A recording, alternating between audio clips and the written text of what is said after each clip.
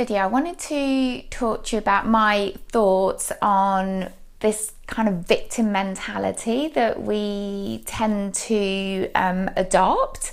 And what I mean by this is, you know, we tend to blame others when we're getting triggered. So, for example, someone may say something to you or do something to you.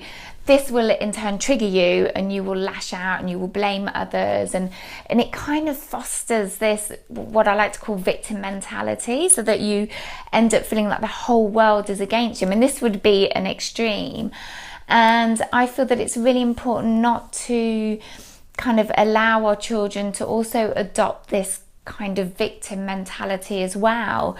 So this is something that I'm really working on with my two children at home at the moment, and I'm kind of starting already in the fact that when they get angry, as they do, children get triggered as well, obviously, as we all do, and they're learning how to channel their anger and their upset, and I'm trying to teach them not to lash out, not to blame others. You know, so either they'll immediately say it's my fault or my husband's fault.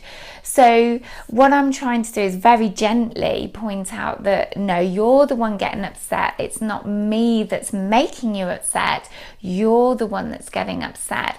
And I'm trying to get them to own this feeling for themselves, because I think this is the first step to not creating a victim mentality for them. So, for example, when my youngest son gets really triggered by something that we've decided to do, and he's not happy about it, he'll often say, you know, you're making me upset, you're making me cry. And I'll always point out to him very gently but insistently that no, you're the one that's getting upset, so you need to deal with that, and I'm going to help you. I'm here to help you with that. But I'm not here to be your scratching post, or, you know, explain it however you want to them. You know, I often say, look, I'm not here to be hit. I'm not here to be shouted at. I'm going to go into another room. I'm going to go out into the garden or wherever.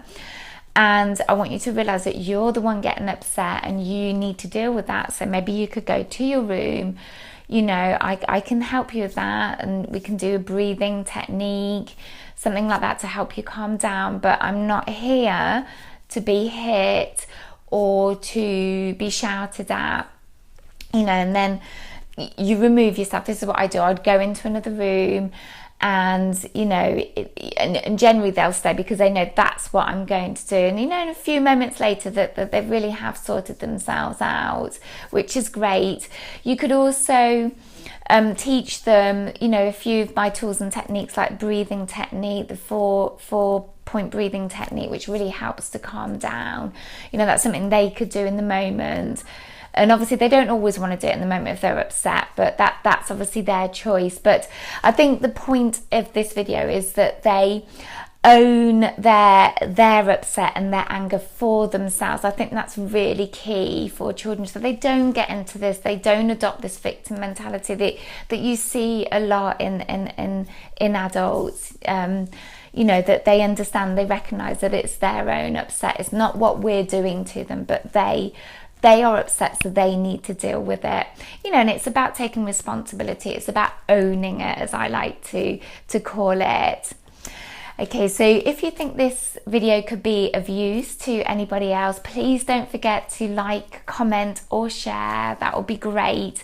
And remember, I post every week with tools and techniques that parents can teach their children, and also tools and techniques that you can use on yourselves as adults.